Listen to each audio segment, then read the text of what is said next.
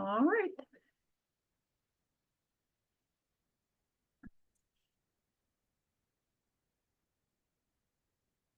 Everyone's coming in.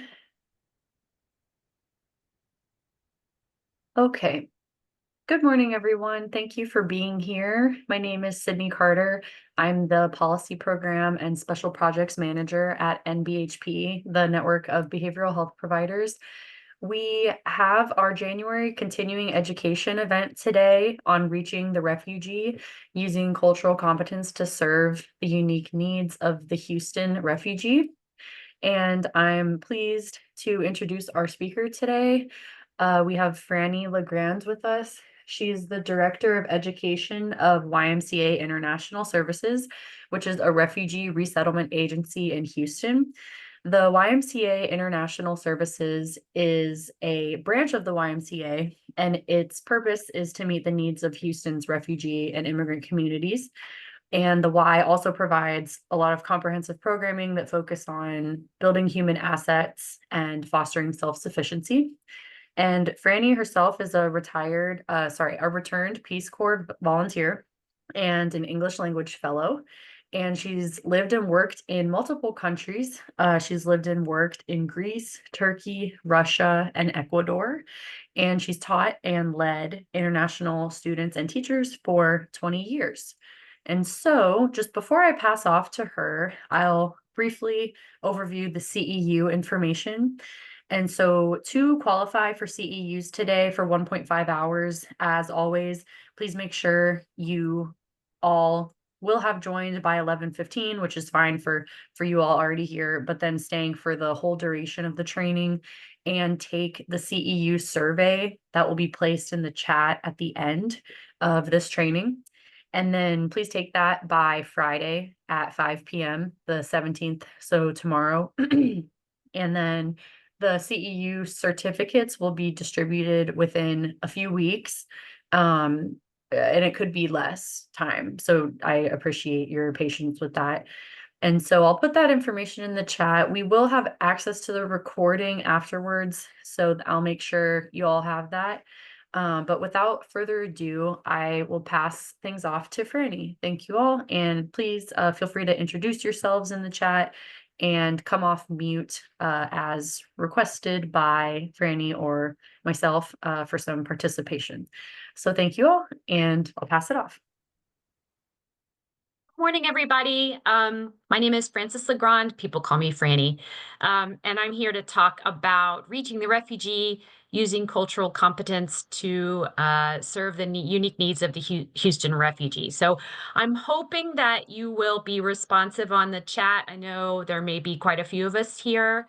But I hope that I can ask you some questions and kind of gauge what you know and how you can contribute to our discussion here about working with refugees. So let's get started. So as Sydney mentioned, I'm from YMCA International Services. Has anyone heard of our branch before? No. So have you heard of the YMCA before? So we are actually a part of the larger YMCA of Greater Houston, but we have a unique branch, and it's actually the only branch in the country that works this way. And what we do is we are focused on serving Houston's significant refugee and immigrant communities. So there's no pool, there's no gym, even though one of our perks is that we do get a free membership. So that's kind of nice. But our sole purpose is resettling refugees and helping immigrant populations. So as Sydney said, we are one of about 3 or 4, it's kind of changing right now, refugee resettlement agencies in Houston, and we are mostly funded by government grants. So we provide refugee resettlement and also support services to that community. We also have our own immigration legal services for unique immigrant populations or those that are seeking to change their status. We do have a immigration legal services. Another part of our population is youth services, and that is actually serving unaccompanied minors and those that have been released and helping them to take those next steps as released unaccompanied minors in the United States. And the last part of our agency is a trafficked persons assistance program. Have any of you worked with trafficking victims before? Yeah. So that's population that you may be familiar with. So one of our programs is to we actually help extract victims from situations and help them to carry on with their lives in the United States. So just again to give you a little primer on what we do. So, immigration services, we have advocacy for immigrants of all statuses. So, keep us in mind for a very low or free option for some legal support from a reputable source. We also have support for immigrants who are seeking asylum, which is a lot of people. And something that's close to my heart is we have citizenship application preparation, and it's free. So we can help people prepare for citizenship. We also help them with fee waivers so that they don't have to pay $700, $800 to apply for citizenship. Resettlement and placement. So this is, we actually go to the airport and pick up people off of the airplane and bring them home. So what's really fun is at the YMCA, we have about 430 employees, and we all take turns picking up families from the airport. It is probably one of my favorite things to do on earth is to go to the airport and be the first face that a new family sees when they arrive from another place. So we pick them up and we take them to their new apartment.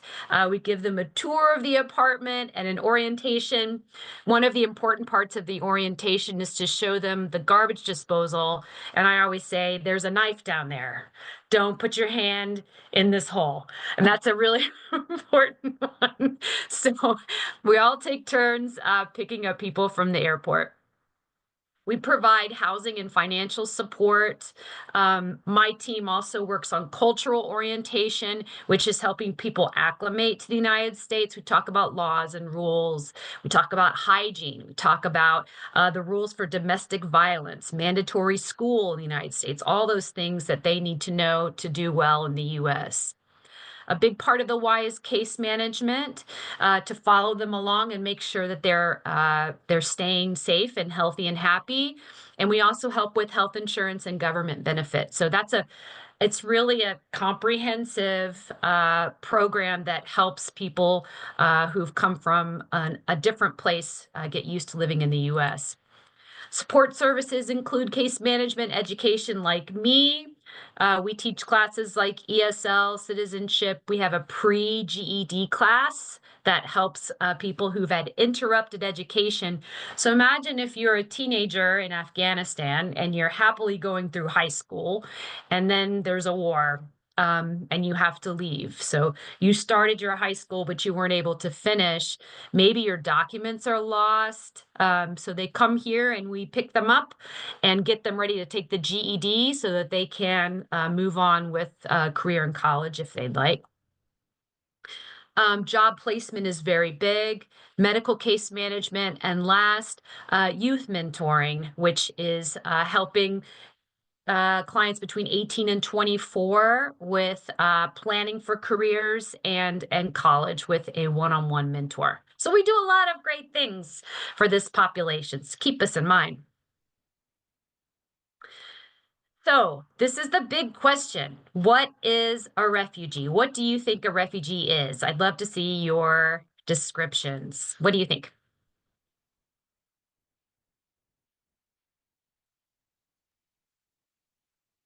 What do we think is a refugee? Anybody in the chat? Anybody want to shout it out? Someone who's displaced from their country of origin. Anyone else? Displaced? Arrives with paperwork? Good, yeah. forced to leave because it's unsafe. Hmm. Yeah, very good. Those are some great definitions. Some of those almost look like Google. It's pretty impressive. So, what's kind of interesting is that refugee can be used as an umbrella term for several different groups of people. So sometimes when people say, like me, when I work with refugees, it's actually different kinds of situations. So these are the 6 groups that we typically target with refugee resettlement. And these are the 6 statuses that the federal government qualifies for eligibility for their funding.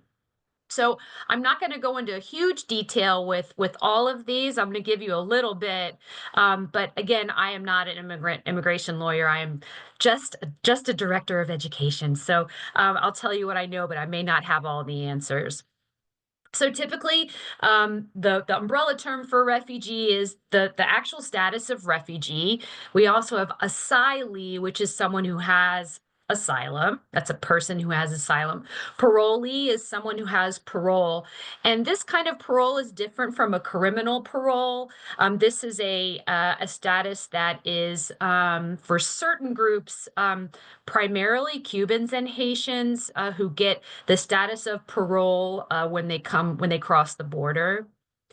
A VOT is a victim of trafficking. We have an SIV. Has anyone heard of an SIV? This one's sort of unusual. Yeah.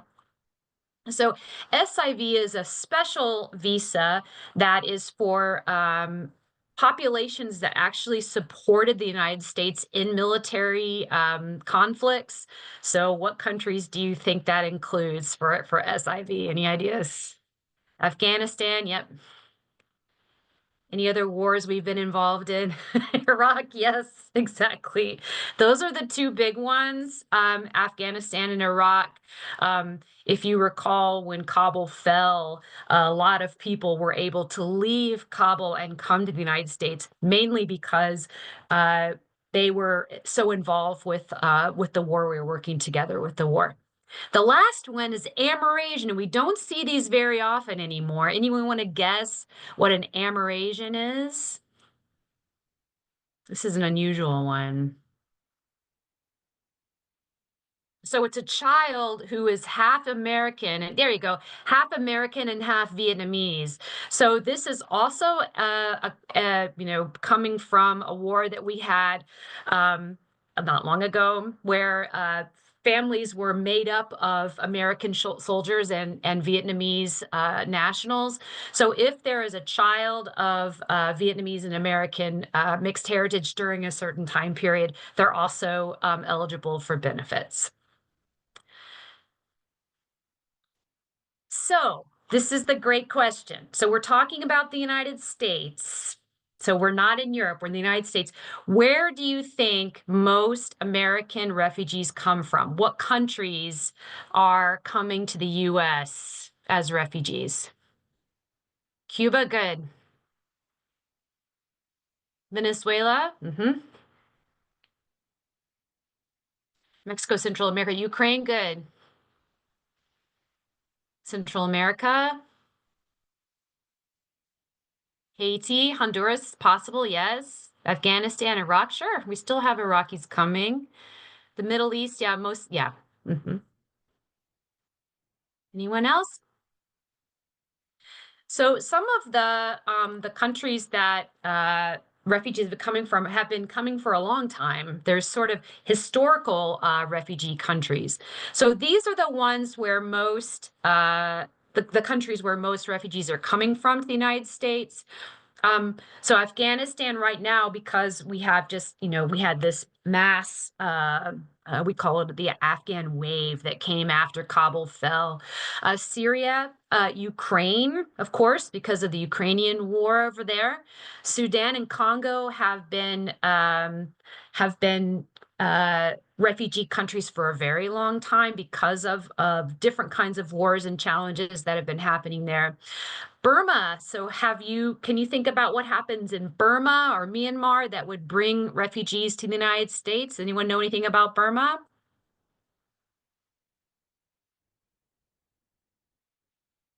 there's an ethnic group in Burma that, oh, the Uyghur, that's a great answer. I wish we had more Uyghur. We don't have the Rohingya, exactly.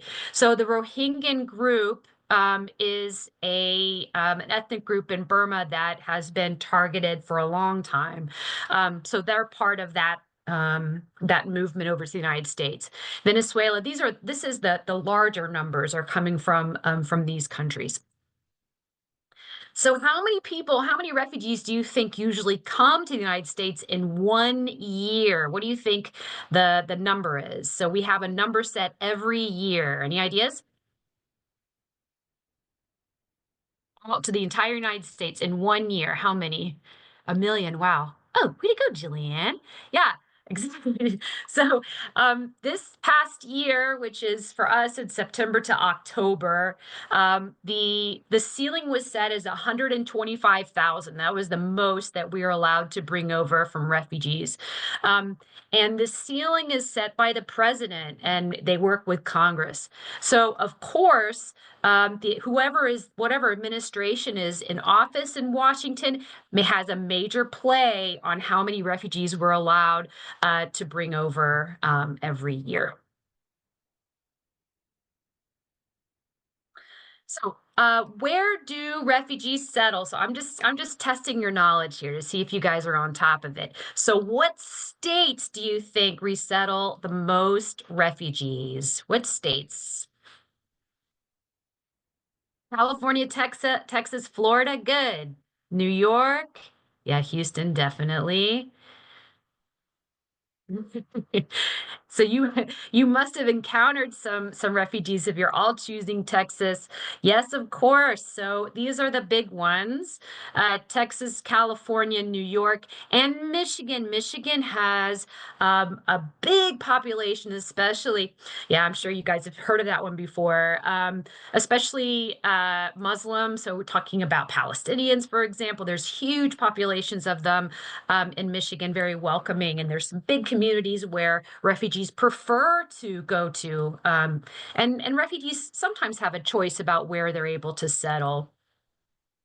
So how many? So remember, the total is 125,000 for the whole year. How many refugees do you think were settled in Houston alone? 20,000? Mm-hmm. Any other guesses? And Vietnamese were a big population. It's kind of changed over the years. 30,000, 35, 40. Yeah, you're pretty close. So between October and September, 5,200 refugees were settled in Houston. And at the YMCA, we had 1,400. So YMCA is one of the larger resettlement agencies in Houston, but you can really see how significant the refugee population is in Houston and how important this need is for all of us to have a little cultural awareness to serve them well because they're different. So I just wanted to give you kind of an example of the kinds of people that we're seeing every day. I've got one more. Whoops. So at the Y, these are our populations. So Afghanistan is still a very large population for us. Venezuela, the Congo, Syria, Burma, Colombia, and Iraq are still kind of those are our big numbers right now, especially Afghans. We are kind of I think of all the resettlement agencies, we're sort of the Afghan magnet. I work with Afghans every day, so you can kind of get a good feel.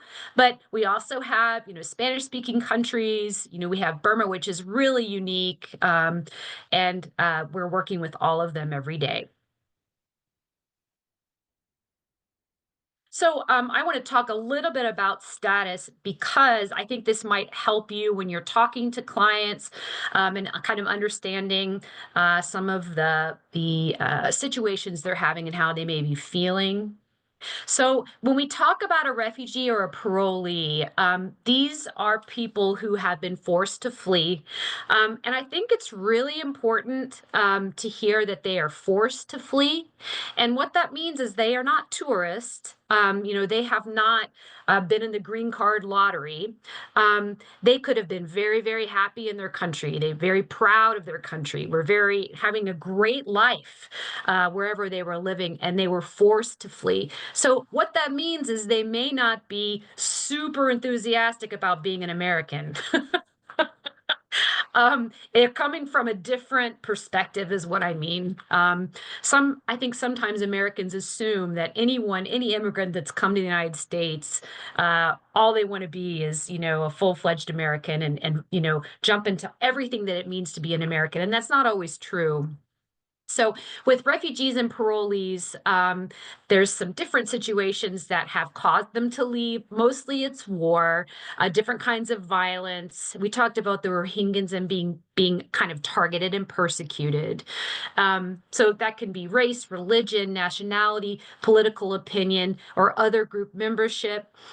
There's a wonderful organization that I'm a part of called Rainbow Railroad, where they actually help get LGBTQ refugees out of countries because they've got a double whammy where they have violence in their country, but they also are being persecuted for their sexual orientation.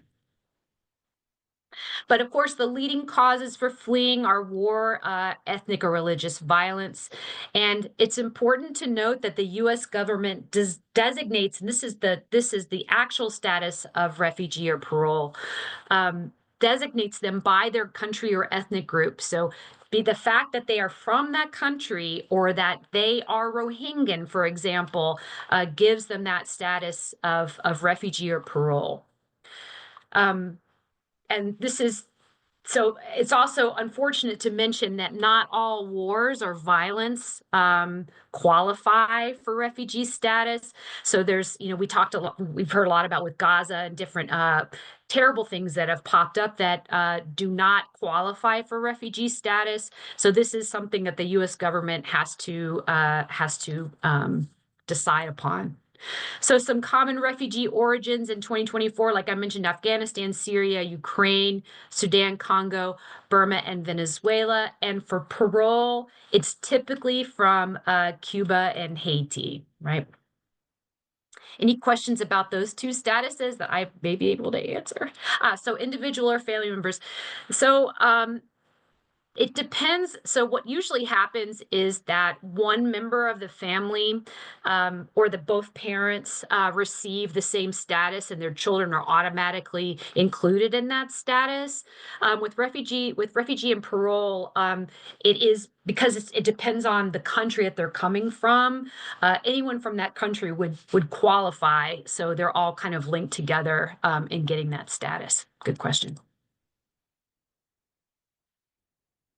So asylum and VOT, this is a very different status because it's by individual. So when you think about asylum, do you know anybody that is seeking asylum or who has earned asylum? So would anyone like to tell us what has to happen for someone to receive asylum? Anyone know?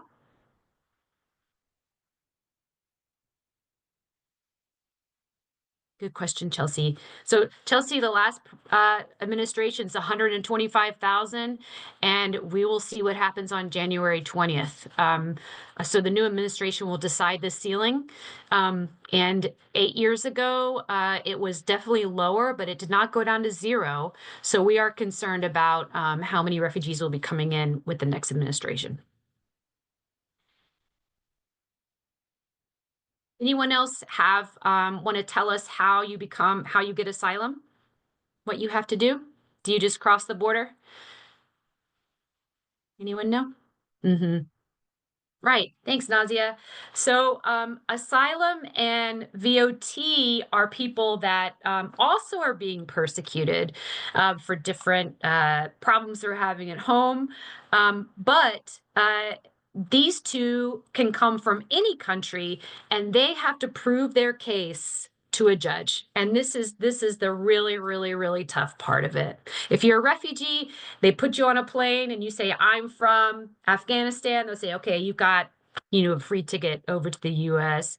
But asylum and VOTs are people that individually have to prove that they can't stay home or something terrible will happen to them. So asylum is for immigrants who have a documented fear. They have to prove that they are being persecuted for race, religion, nationality, political opinion, or membership in a group. A good example from this would be, if you remember, it's been a while now, there was an attempted coup in Turkey, and the coup was brought down. So all of the people that wanted to start the coup were immediately in grave danger. So even though Turkey is a fine country and they have no war and no economic problems, those people were in a lot of danger because they attempted a coup. So if they were able to escape, they could seek asylum in another country, and they know if they go back, that something terrible will happen. Um, Victims of human trafficking are along the same vein. So remember that trafficking really has two, two types. It can be labor trafficking. So if they're people that were brought over from another country and are forced to work without pay in any business. It could be working in a restaurant. It could be working, in a nail salon. All kinds of situations.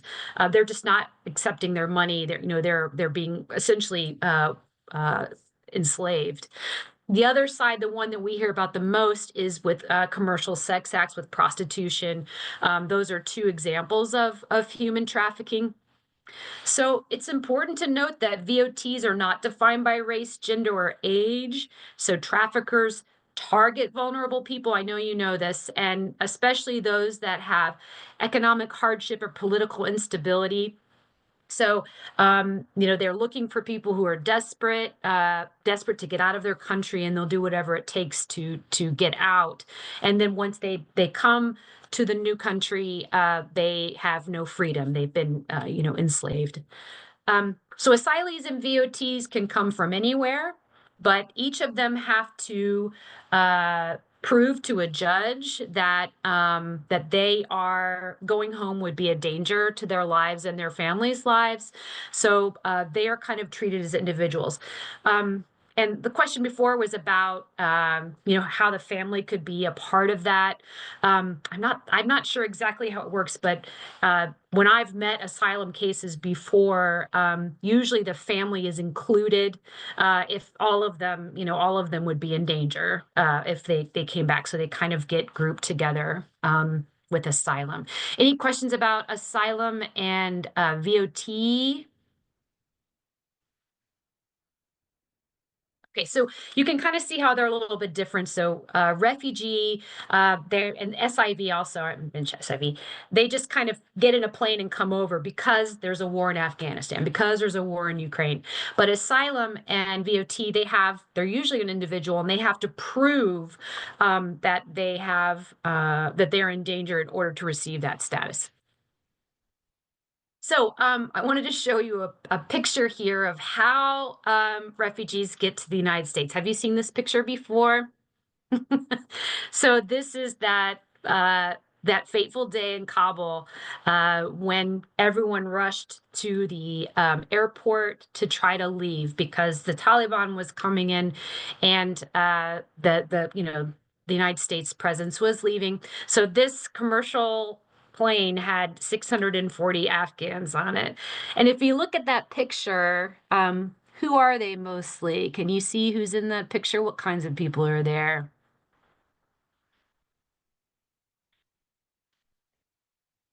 They're all men, right? They're all men. So think about it. Um, all of the men rushed on. Where are the women and the children? So there were family separations during this time. There were a lot of people that got separated at the airport.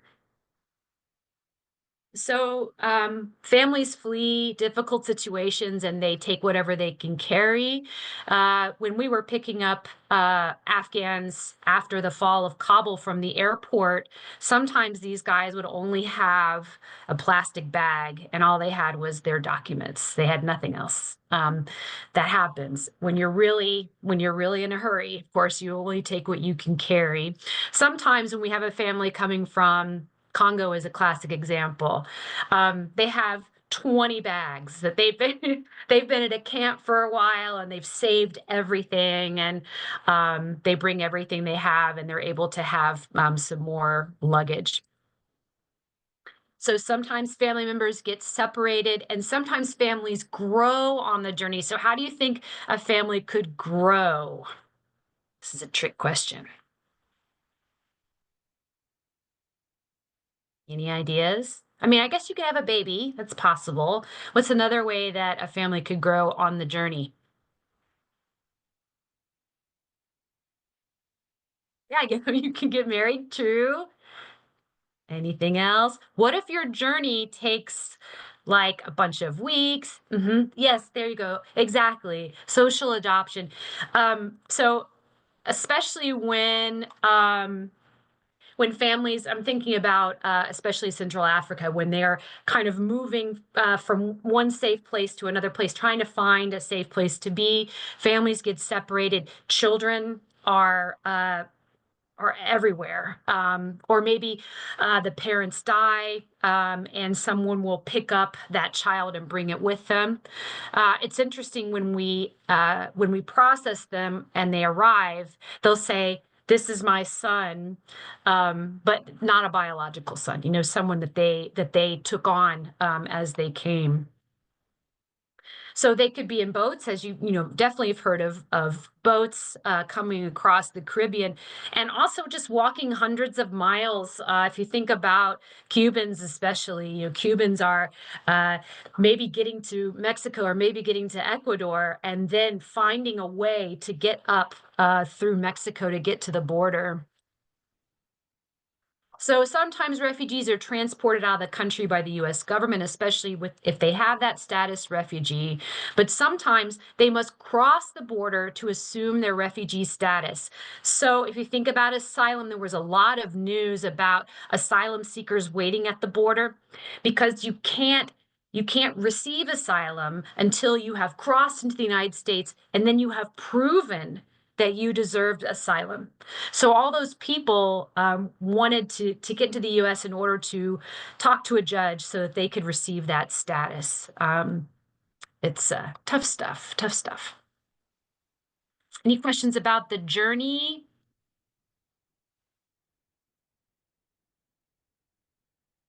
All right, the next topic I wanted to show you was about the camps. So camps are when, especially when there's a great migration or a sudden migration of a large group of people, refugee camps can pop up. This one here is the Mela refugee camp at the Thai border. I think that camp has 50,000 refugees, and it's been around for a while. I mean, it really looks like a village. It's pretty well established. So some are rural and some of them are urban. I'm sure you've heard about UNICEF or the UN setting up camps for refugees. Those are a little bit more organized, but they can also just kind of pop up on their own when there's a group of people that find a safe spot and create sort of a settlement area. So most people in camps have no immigration status. They are in limbo. You know, they have gotten away from a dangerous place and usually in maybe a new country, but they probably have no papers. They don't have any pathway necessarily. And even though these do look like villages and they may have been set up by government organizations, resources are not always available and they're not always plentiful, and camps are not always safe. So if you think of it, it's sort of like I don't know, kind of like a Lord of the Flies situation where, if people are coming together and organizations can try to set up, but people try to create some social structures and things like that. But there's still terrible things that happen. And like the Mela, camp, it's been there for a very long time.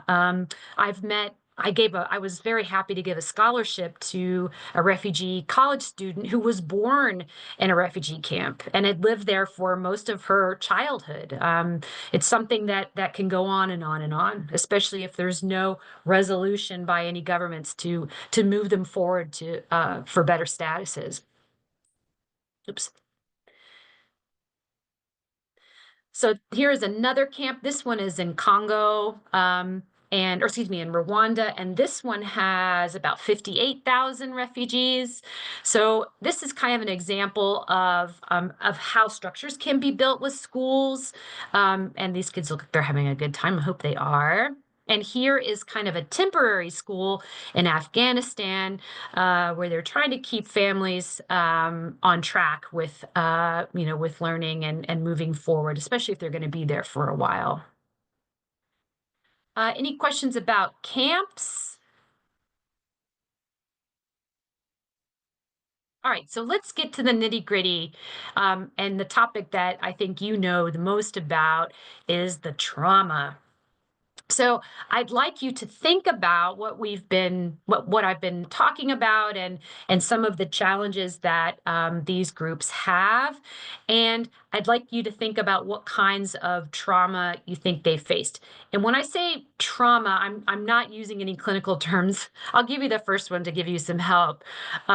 One source of trauma would be the war, the fact that they may have been a victim or a perpetrator of violence or even detention for those crossing the border. What's another kind of trauma do you think refugees would face besides just the violence and war? What else? Death and loss, great. Separation, PTSD, good. Natural disasters, childhood, yeah, lost childhood. Persecution, sex violations, great. Starvation and neglect, social connections, good. Anything else? You guys are the pros. Trafficking and constant danger, good. So this was definitely brought up, the fact that there's no food or water or shelter, just the basics. Not having enough to eat or having a place to be safe. Forced labor, sexual assault, and torture. Lack of medical care. Think about physical injuries that come from war, infections and disease without any help for those. Loss of loved ones, disruption in and no access to schooling. So again, those kids whose schooling was interrupted because they had to flee. And loss of identity, culture, and language. So these are some examples of things that could happen to any of these groups. So let's break it down a little bit. So if we think about stress of resettlement, so imagine if you are landing in the Houston airport and maybe you're alone, maybe you're one of those men on that airplane all by yourself with only your documents. What do you think would be some sources of stress just in resettlement? So just in arriving in a new place.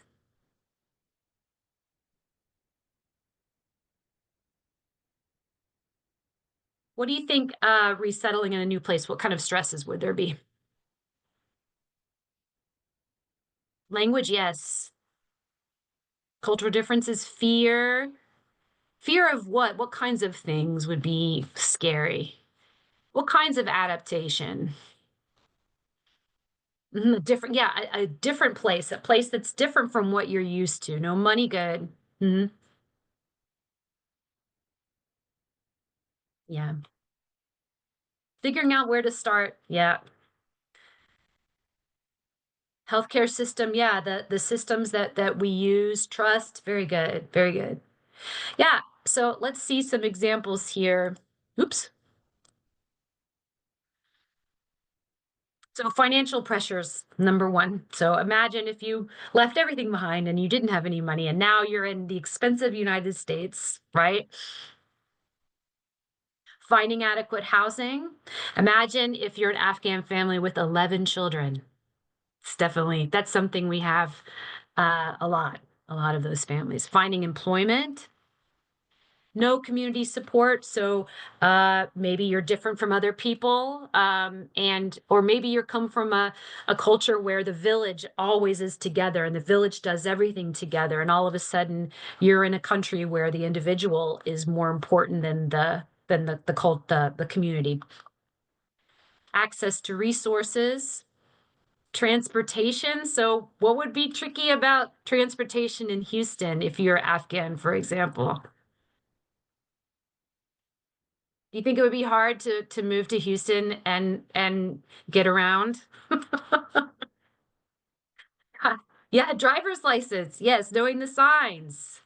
You have to have a car in Houston. What do you have to do to take the driver's license test?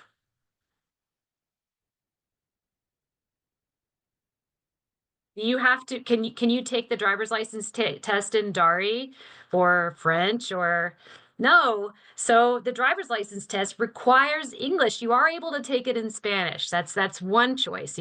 That's a great thing, but that's the only other language you're available to. So you can't even get a driver's license until your English is good enough. Last, overwhelming technology and access. So how do you pay your bills? Do you put an envelope in the mail? No. So if you think about it, most of our essential actions as citizens are done through technology. Go to the website, use the online portal, download this app. I mean, paying your rent. You pay rent through an app. What if you've never had a smartphone in your life?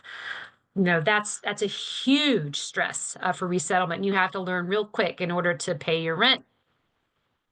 So let's look at acculturation stress. So we were talking about this a little bit. So you're trying to be a part of the United States. What kinds of stress could you have with acculturation? The first one I have is children and parents argue over cultural views. So children are here in the US and they say, Mom, listen, I'm American now, and this is how we're going to do things. And your mom is like, no, we're going to do things like we do back home and some of that bumping heads. What are some other problems you might have with acculturation, some stresses? Oh, yeah. Oh, good. Not having the food that you know. Good. Anything else? What about hygiene? Do you think that the hygiene in the United States is different from other places? So, so we're a very clean culture, kind of a hyper clean culture, I would say. So conflicts, this is just some general ones. Conflicts related to cultural misunderstandings. So it could be, just someone like, in Kroger, we are just talking about Kroger. Why do you have a scarf over your head? What are you hiding? Why do you have that over your face? Those can cause some conflicts. Children translating for older family members. Do you have children trying to translate for you in visits? Do you think that that's a good idea? We had some children trying to help parents understand their report cards. That's probably not a great idea. Stephanie brought up different methods of discipline. Yeah, kids can mistranslate. Yes. And you all know very well too that children are very often become the translators for parents, and it's not something that we have a lot of control over in their home. But it's putting children in a wrong, I don't think that's a great place for children to be placed. Not fitting in at school or work. and struggling to find an identity. Am I Afghan? Am I American? You know, should I be praying 5 times a day or not praying 5 times a day? Should I eat halal? But it's cheaper if I don't eat halal. So maybe, you know, trying to figure out where your identity is when you've got two cultures that are important. The last one is isolation. So if you think about, like again, those men coming through on the airplane by themselves, some stresses that come from isolation, loneliness and loss of social support networks. Again, if you're used to a village, discrimination or harassment from peers, adults, and law enforcement. Sometimes the harshest critics can be members of their own community. Why aren't you wearing your hijab? Why aren't you eating halal? I heard a rumor that your daughter was doing this. So sometimes that culture itself can be pretty judgmental of each other. Feelings of not fitting in. Others do not trust refugee children and family.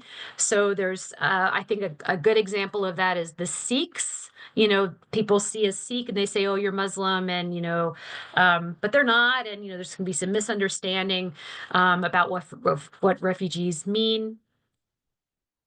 And struggle to find identity, like we mentioned before. So these are some stresses that also come from being a refugee, is just being isolated.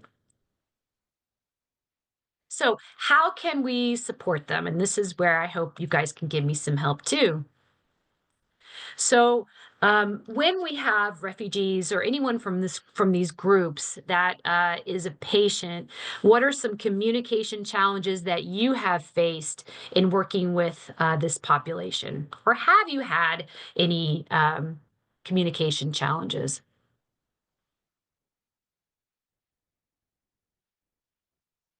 Maybe you don't. Mm.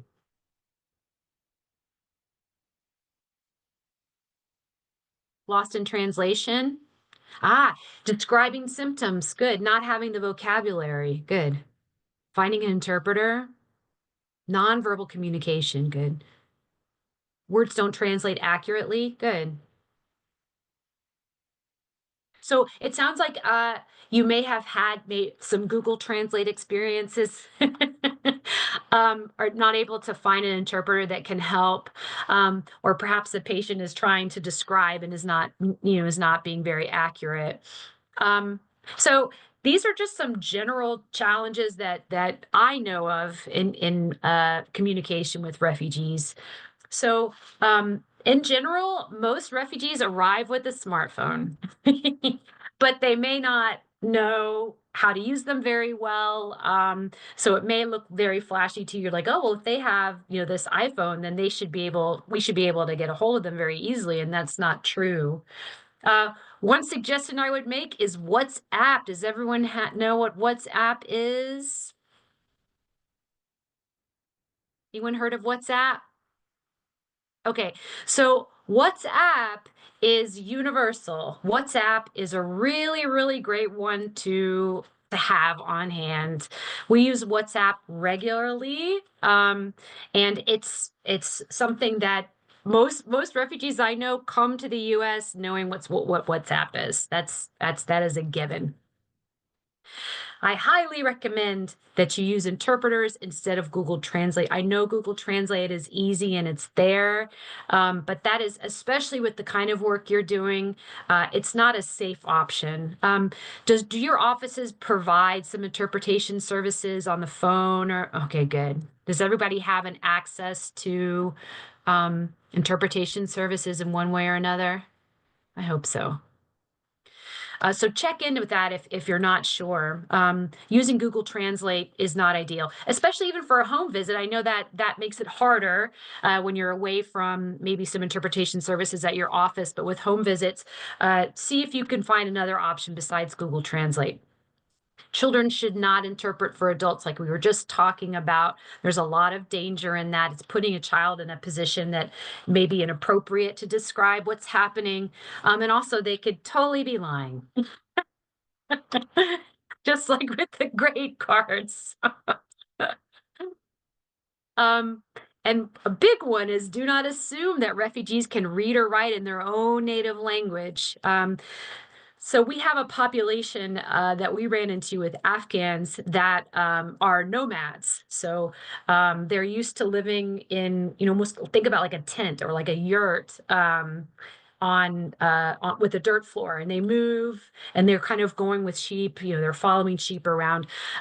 They are not, none of them have been in a formal school environment of any kind, and the only language that really matters to them is speaking. So reading and writing in their native language, even if you give them a, a document in their own language, they may have no idea what that says, and they'll sign it, but they really have no idea what that is. So don't make any assumptions about that they can read or write, even in their own language. Very important. Always ask permission to take photos. Do not post photos online without permission. There are lots of cultures that are very, very sensitive about their faces being sent anywhere. If you've ever had Muslim friends on Facebook, for example, their profile picture may be a flower or like a piece of art, because they're very careful about photos. So don't assume that they want their picture taken, and make sure that you ask and not post it without their permission. Oops. Any other communication challenges you can think of? Did I hit some good ones?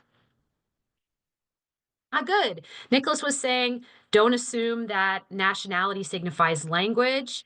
For Guatemalan clients, even though a lot of people in Guatemala speak Spanish, they may speak good, like a Mayan language, or, yeah, a tribal language is a good point. Ask them what language they want the material in. Good.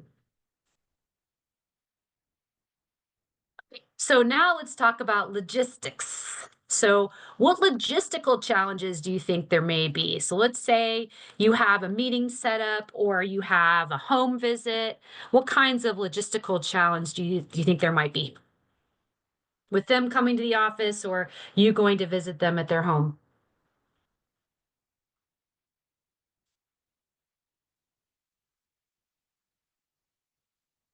Privacy, great, good.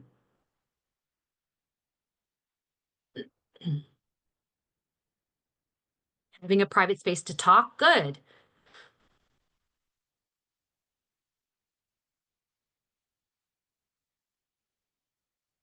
Hmm. Time constraints, transportation, great. Exactly. So those are all really good answers. So one of the big ones is documents and birth dates. So if you have people that had to flee very quickly, they may not have their birth certificate. They may not have a passport or a visa. They may not have any of the documents that you demand from people to get service, and their birth dates. We have a joke that January 1st is the universal refugee birthday, because some cultures don't really record what their birthday is. So offices may just say, okay, it's January 1st. Your birthday is now January 1st. So those things may not be readily available, or they may be odd. They may be unusual. Transportation is huge. So, like we were talking about, having a car is very important in Houston. Um, and even if you wanted to take the bus, the way, navigating the bus system takes a long time. The way that we teach bus orientation is to download the app and follow the bus. And that again is a digital literacy challenge that takes some time. Childcare. So again, what if we have that mother that has 11 children? Is it easy for her to leave the house and come in for an appointment?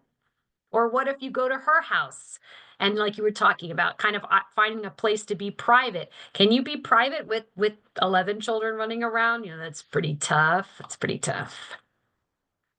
Large families with only one adult working, like you were saying, and powerless women and girls. So if you think about that privacy or that home visit, how do you think that challenges for women and girls might come into play?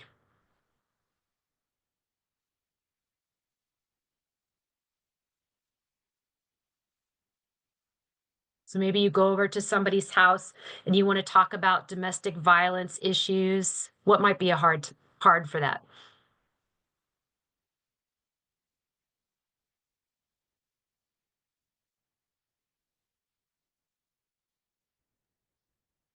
Maybe they're not allowed to talk without their husband.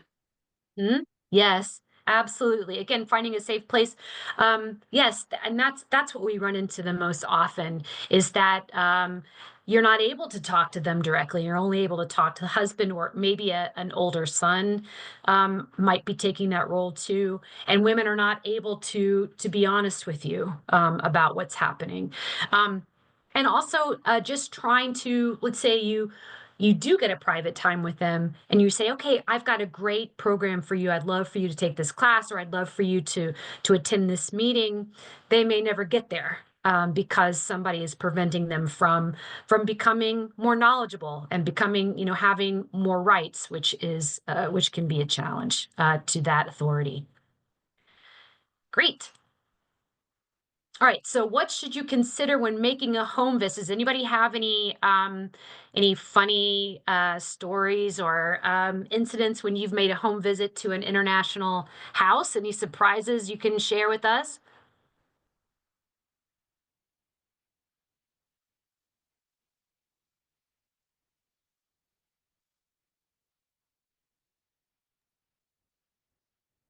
So I'll give you one of my favorites.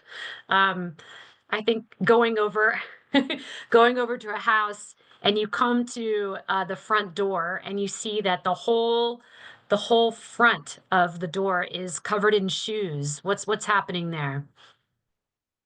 Your clothes good. Hmm. Yes, right. No shoes in the house. So you can always tell when a party is happening when you see, 20 pairs of shoes outside of the front door. But if you see shoes out of the front door, you should probably take your shoes off, right? What's another thing you could kind of be culturally kind about when you visit?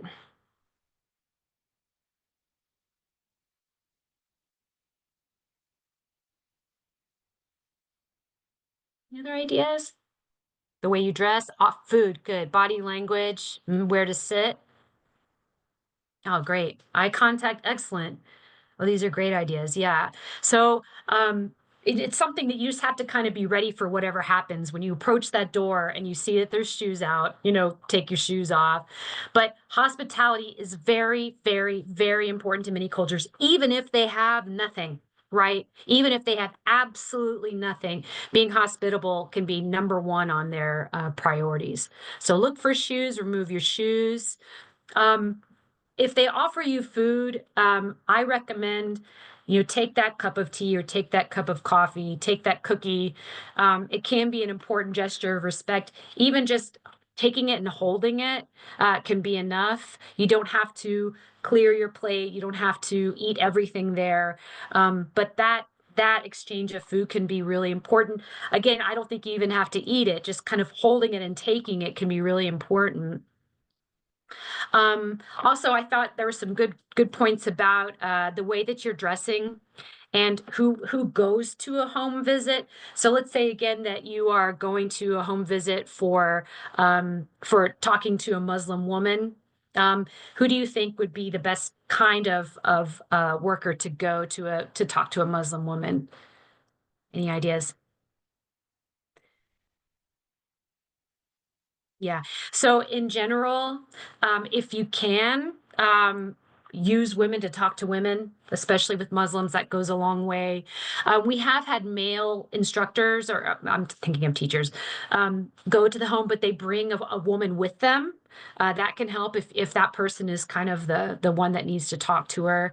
Um, and with men too, man talking to a man is usually going to work a little bit better.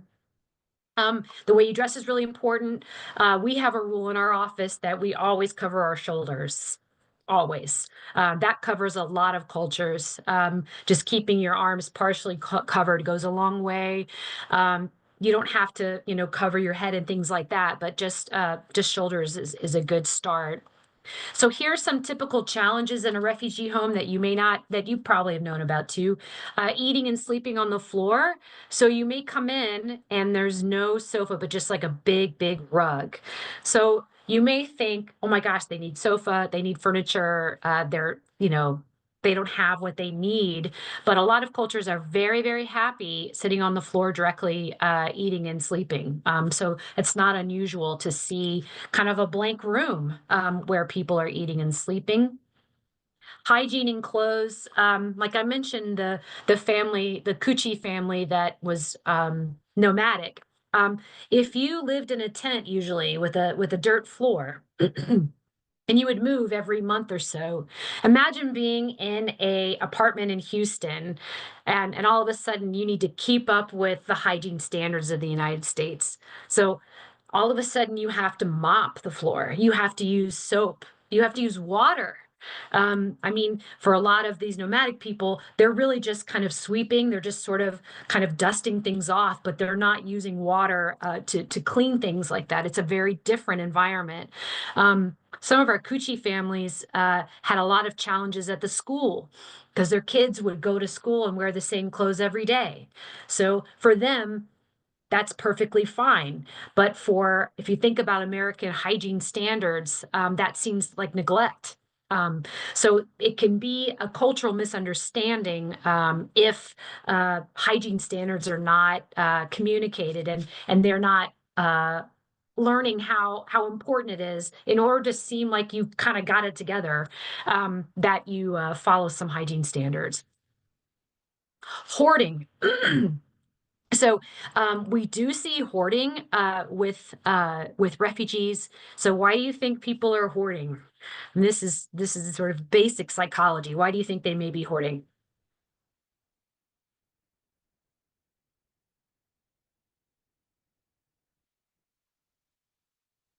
Any ideas? A sense of wealth scarcity? Yes. Yes, exactly. Hmm. Right. So with refugees, you've got that lizard brain where it's like I'm thinking immediately of today and maybe the next hour. So if I see at the store, I've been given $100 for the month. If I see at the store that I can buy all this rice, then I'll have all the rice and I'll never be out of rice again. I remember that time when I had no rice and it was terrible. I'm going to keep all of our rice. The problem with hoarding, of course, is that that can it's a lot of times it's food that can attract rodents and animals. We had a family that we were donating soap and shampoo and toothpaste. And it looks beautiful. They're beautiful, brand new bottles of full. They smell amazing. The colors are beautiful. So the mother would take all of them and put them in the luggage and then lock the luggage and not use it. It was the fact that we had something beautiful and excellent, but we shouldn't use this. We should save this. This is something precious. So hoarding is sometimes something that comes as a result. So VOTs, I know this is somebody that you probably worked with before, so I'm not going to go too far into VOTs, but just to give you a little primer about victims of trafficking so that you can especially help identify them and find ways to help them out. So some signs of trafficking, and remember again that trafficking either can be labor trafficking where they're essentially enslaved, and then there's also a sexual, commercial, uh, uh, commercial sexual. I'm not saying it right. Prostitution, let's say. There's kind of two versions of that. So some signs of trafficking, if you hear clients talking about living with an employer, that there's lots of people living in one space together, not able to speak with you alone. They're kind of prevented from ever being alone because secrets may be divulged about how they're living. Their answers seem to be something that they've memorized, something that they've rehearsed. Um, and this is the classic one, is that the employer is holding all of their documents. I mean, that's what's really enslaving them, is they have their passport, they have, their social security card. You can see signs of physical abuse. They're submissive or fearful, and they may talk about being a teenager and being in prostitution. There are also some classic tattoos. Have you guys seen these before? That are signs of trafficking. Sometimes it's a barcode. They'll have names of their employer with a crown, these kind of money bags with somebody's name on them. So sometimes if you see those kinds of tattoos, that also may be a sign that they are being trafficked. Have you seen those tattoos before? Maybe. So these are some things you can do to support VOTs. So questions to ask to kind of find out if they are in that situation. Can you leave your job if you want to? Can you come and go as you please? Or are you told, they lock the door after you, you come back from work and you're not able to leave? Have you been hurt or threatened if you try to leave? Has your family been threatened? Again, do you live with your employer? Are you kind of working and living in the same place? Where do you sleep and eat? Do you have a debt to your employer that you have to pay? And again, do you have the personal documents with you? Do you have control of your passport, your social security card, and who hasn't? So this is just a plot for the YMCA again. Your role as a healthcare professional. This is coming from the trafficking program that we have at the YMCA. So some things that you can keep in mind if you are working with, or maybe may suspect that you're working with a trafficking victim, is to stay connected with the cause, stay update on resources and agencies in Houston, and there are quite a few, including the Y. Create a safe space, make sure that a survivor feels very comfortable, snacks and drinks.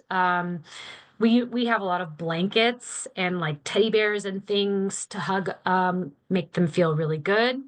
Conversation should be very casual before you can possibly pass on this to somebody who is a specialist. Asking mindful questions. Do you feel that you have the power to make your own life choices? Can you tell me about some of those choices? And then lastly, see if you can reach out to an anti-trafficking agency like the Y so that they can provide long-term support to those survivors. So those are just some tips about working with VOTs. So that is the end. And now I'd like to ask to see if you have any questions that I may be able to answer. Maybe I told you everything. You have no questions. I'm gonna scroll through and make sure I didn't miss anything. I know there was one question at least, that was about the Haitian. So during the presentation, you may have covered this, because I had to step away for a second, so just let me know. But can you highlight refugee and immigration myths? One of the issues Yeah. that surfaced about Haitian immigrant refugees in Ohio, and it sounded like their Yes. status was in danger. Mhm. Yeah, and that was a really interesting news story because Haitians themselves are part of that group with Cubans that if they come into the United States, they are eligible for parole. And parole is a safe legal status for them to have. Um, it does require some more development in the courts, but they are not there illegally, and they are not in they are definitely not deportable with that status. So that one was tricky when that came out. There are a lot of myths about refugees, and I was speaking to some people over the weekend where they assume that they're not sure what a refugee is. I mean, all of the statuses that I'm talking about are legal, and these are all promoted and supported by the federal government. So if they have any of those statuses, they are here. They are permanent residents. They all get green cards. And that means that they are eligible for citizenship. So these populations are safe and legal. And also, it's important to note that, especially with refugees coming from that are being, brought from a camp to the United States, they are all vetted, they're all vaccinated, they all go through lengthy processes to make sure that they are safe people, that they are not dangerous people, that they are, they have their shots, they're healthy people.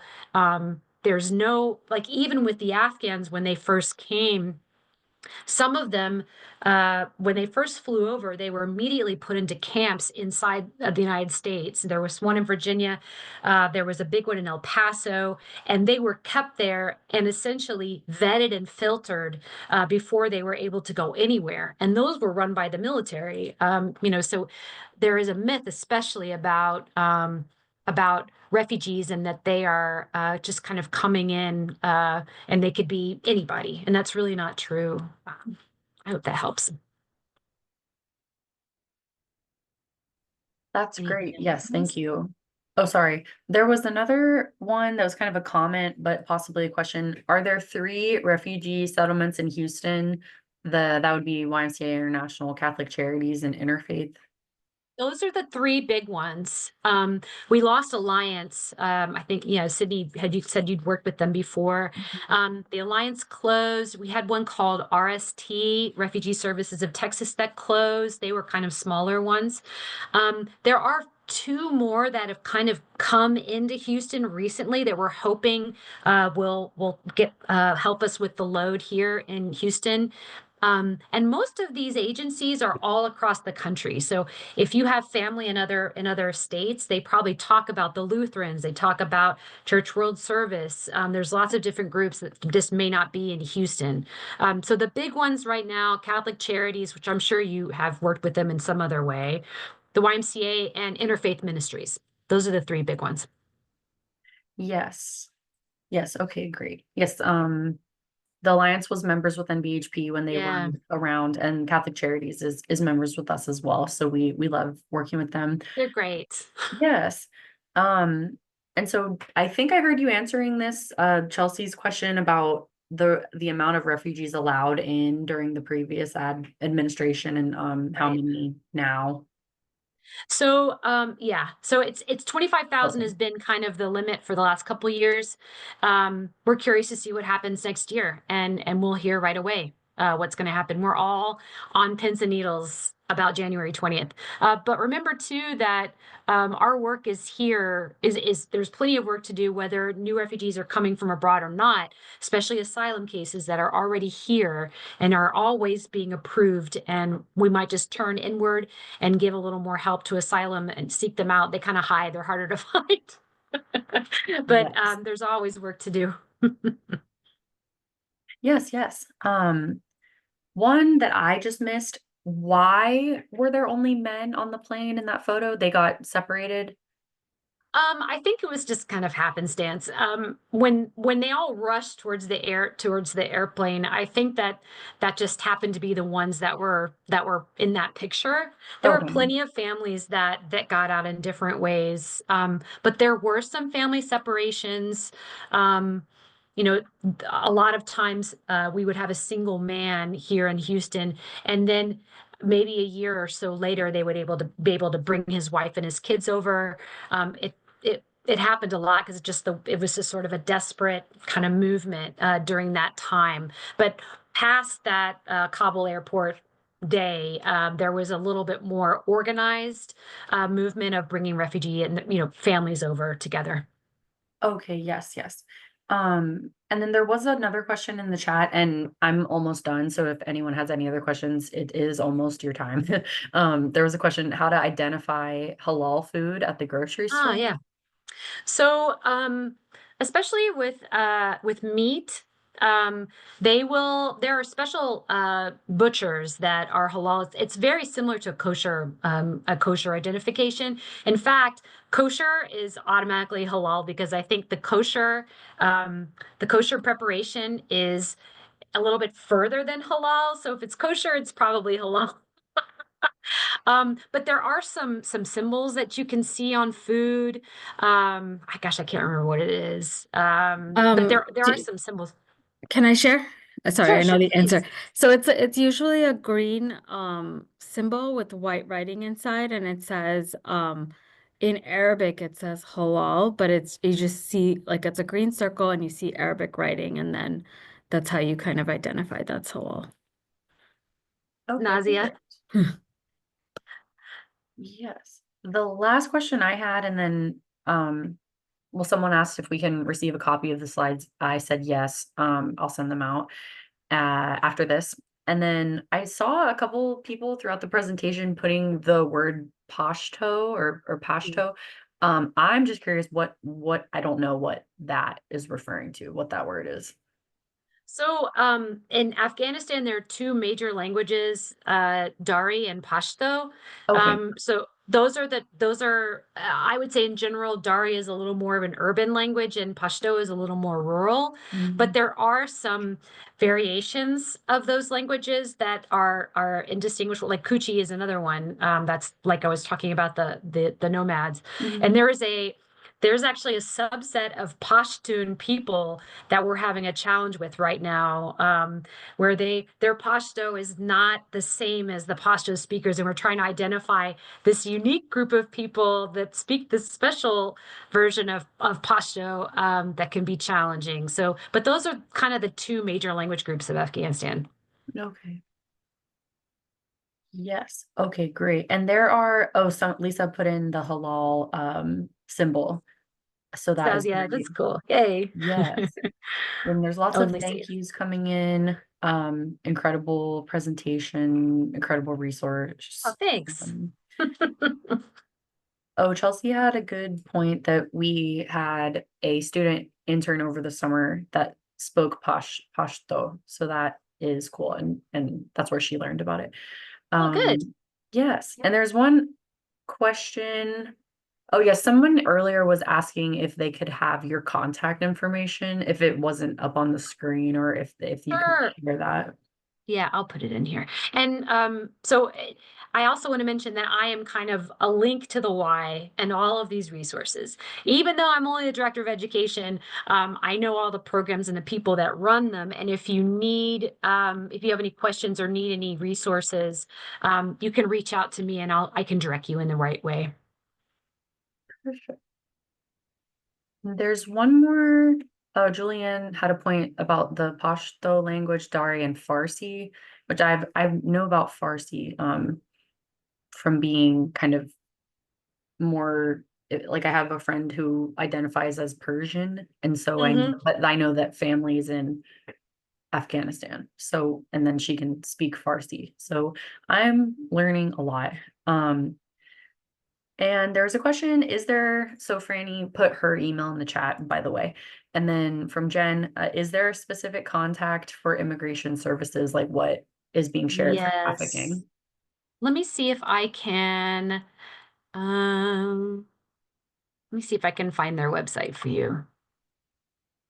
Because that's an important one, especially if you have people who are worried about their status and need some advice.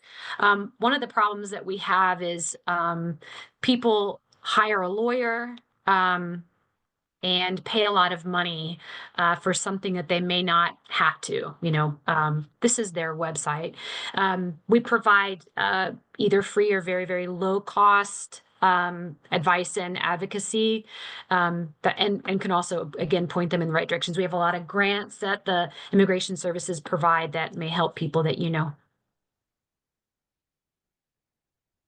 Perfect. And I didn't see any other questions in the chat. Please, everyone, feel free to come off mute or ask any other questions you might have.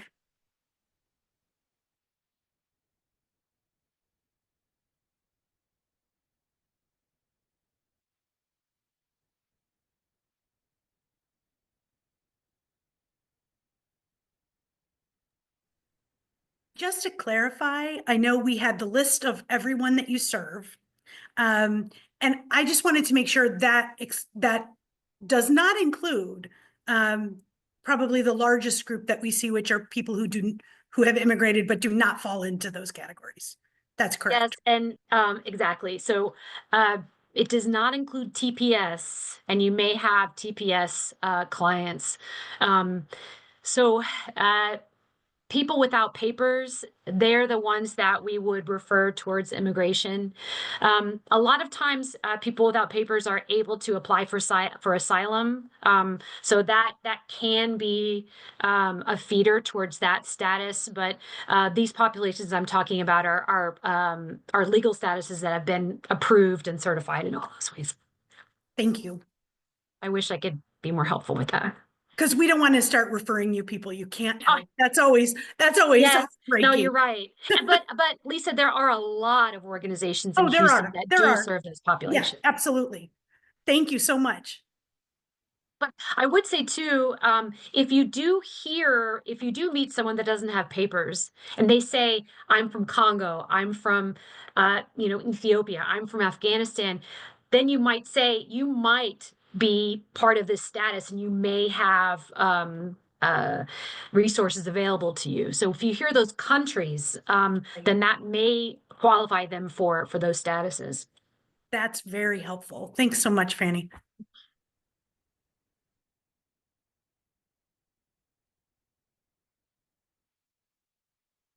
Anyone else? Well, I had a great time. It was nice to meet you, and um, I'm so excited that you're out there working and helping. And I hope that my population gets to meet you because they need your help. And I'm doing my little part, but I'm glad to know that you're out there too.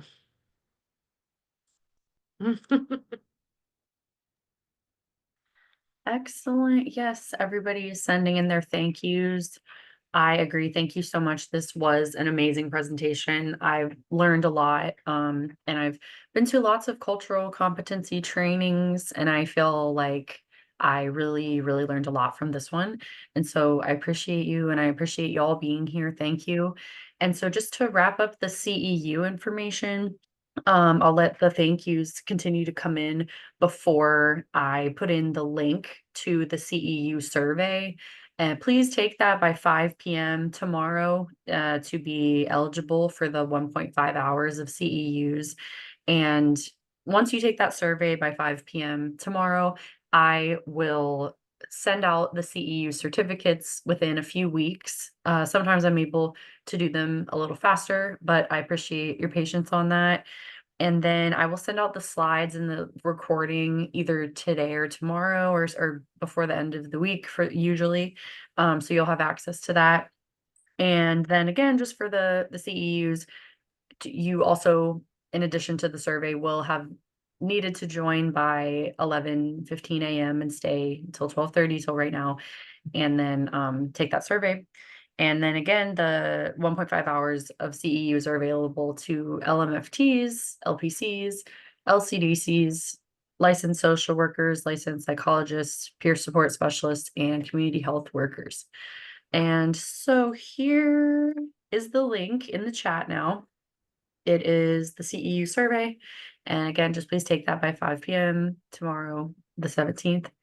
And besides that, thank you so much, Franny, and thank you everyone for being here. I hope y'all have a great rest of your day, and I'll stay on for a couple minutes if you have any other questions or want to chat or anything. So I'll end the recording.